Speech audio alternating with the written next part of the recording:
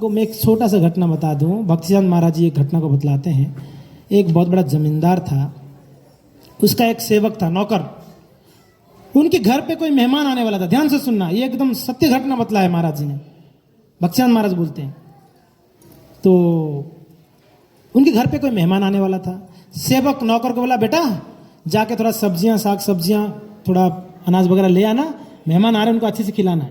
ठीक है महाराज, चलते हैं। तो उन्होंने गए, मार्केट में गए, सारा साग सब्जियां जो भी जरूरत है सब खरीद लिए बैग में। दोनों बैग पकड़ के रिटर्न आ रहे थे। जब रिटर्न आ रहे थे, उनको ना एक भयंकर व्यक्ति मिला सामने।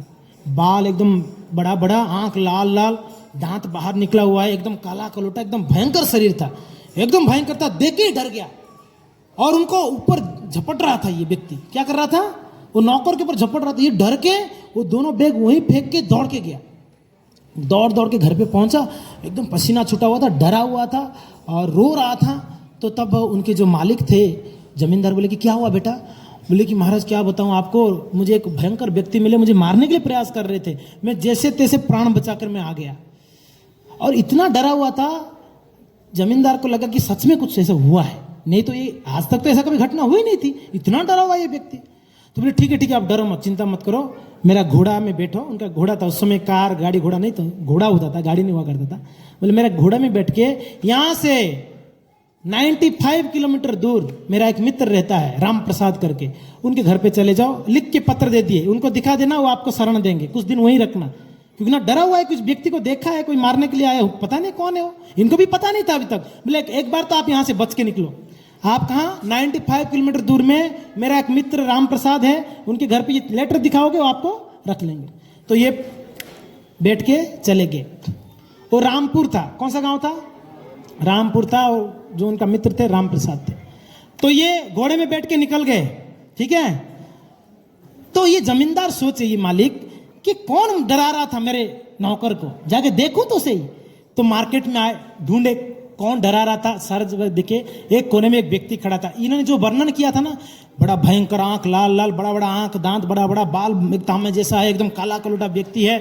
तो उन्होंने देखा कोने में खड़ा है, नजदीक आके पूछे कि भाई साहब आप कौन है, मेरे नौकर को क्यों डरा रहे थे, मेरे सेवक को? बोले महाराज मैं डरा नहीं रहा था, मैं तो बड़ा आश्चर्य कर रहा था।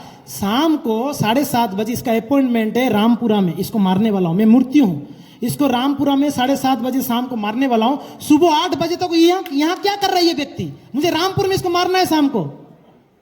और ये घोड़े में कहां निकल गया? रामपुर निकल गया था, राइट? इसको वहां मरना था, सुबह तक यहाँ। तो मैं आश्चर्य कर रहा था कि यहां कर क्या रहा है, मैं शाम को तो इसको मारने वाला हूं। अरे हो, मैं इसको तो रामपुर ही भेज दिया मेरे मित्र के घर पे। बोले ठीक है, थैंक यू। उसका काम, उस समय कोई फोन नहीं था, व्हाट्सअप नहीं था कि उनको फोन करें, बस लेटर लिख के भेजे थे। शाम को उसका राम नाम सत्य कर दिया। आप कितना प्लानिंग कर लो जीवन में, भगवान का ही प्लानिंग चलेगी, अपना प्लानिंग कभी नहीं चलना है।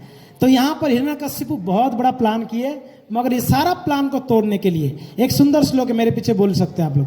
सत्यम विधातुम निजभृत्य भासितम, प्रयास करो। सत्यम विधातुम निजभृत्य भासितम, व्याप्तिम च भूतेषु अखिलेषु चात्मनः, आदृश्यता अद्भुताहम्, स्तंभे सभायम न मृगम न मानुष्यम।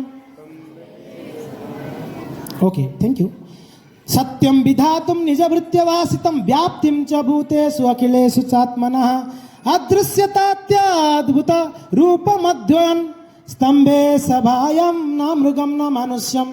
भागवत की 7वां स्कंद के 8वां अध्याय का 17 नंबर श्लोक है।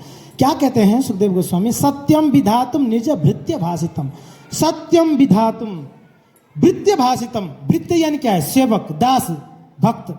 भगवान का सेवक भृत्य कौन थे? नरसिंहदेव का सेवक कौन थे? प्रहलाद महाराज। कौन थे?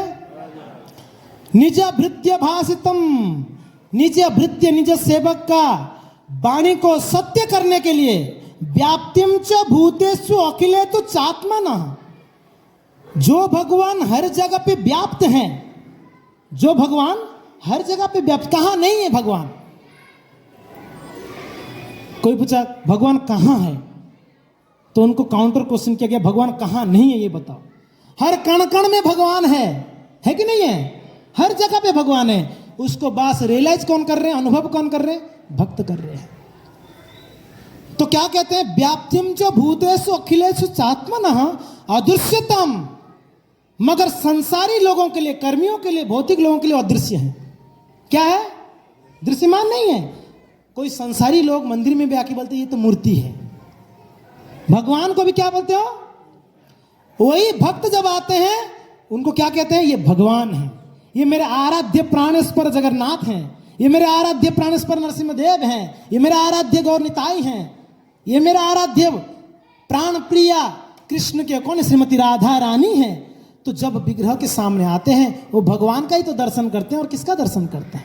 तो मगर अदृश्यता, मगर संसारी लोगों के लिए भगवान अदृश्य हैं, वो दृश्यमान नहीं है। स्तंभे सभायम ना मृगम ना मानुष्यम।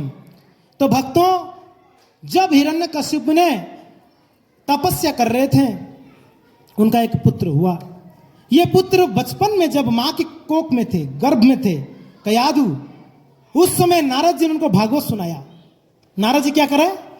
पेट में जब था तो नारद जी भागवत सुनाया, कृष्ण की अद्भुत लीलाओं को वर्णन किए। वैसे तो इंद्र को ईर्षा हुआ, डर हुआ, भय हुआ, सोचा कि इसके पिताजी इतनी बदमाश है तो ये लड़का कितना बदमाश होगा जो आने वाला है, ये भी बदमाश होगा। बदमाश का लड़का ऐसे होता है, बदमाश का लड़का बदमाश हो, ऐसा नहीं। जैसा संस्कार होगा ना वो बच्चा ऐसे बनेगा, है ना। भले ही पिताजी बड़ा बदमाश, यहीं पर देख लो, हिरण्यकशिपु नंबर 1 बदमाश थे, मगर बेटा भगवान का शुद्ध भक्त, भगवान का शुद्ध भक्त। तो भक्तों, उनका बेटा गोद में जब था, कोख में जब थे, पेट में जब थे, इंद्र सोचे ये बेटा को जन्म होने से पहले ही मार दिया जाए। कैसे? इसकी माँ को ही मार दो, उसकी पत्नी को ही मार दो, उसकी बेटा ही मर जाएगा साथ में। ना रही भी बांस ना बजेगी बांसुरी, है कि नहीं है? बांसुरी कृष्ण कहाँ गई? बांसुरी कृष्ण, हरि बोल, हरे कृष्ण। यहाँ एक बांसुरी कृष्ण बैठी है। ना रहेगी बांस ना बजेगी बांसुरी। बहुत अच्छा प्लान किया उन्होंने। तो क्या किया, इंद्र आके हिरण्यकश्यप की पत्नी को घसीटते हुए, गर्भवती थी, उनको घसीट के ले रहा था मारने के लिए। तो नारद जी पहुंच गए सामने, बोले कि इंद्र महाराज क्या कर रहे हैं आप, क्यों ले जा रहे हैं अबाला स्त्री को? बोले महाराज आपको पता नहीं है, इसके पेट में बड़ा बदमाश है। बोले कौन है? अरे हिरण्यकश्यप का वीर्य है। अरे हिरण्यकश्यप का वीर्य तो नहीं, बदमाश है ये, इसको मारना है। बोले कि इंद्र जी, इनके पेट में जो लड़का है ना, ये भगवान का शुद्ध भक्त है, छोड़ दो इसको, इसको मत मारो। तो इंद्रदेव क्या किए? प्रणाम किए, परिक्रमा किए, उनको छोड़ दिए।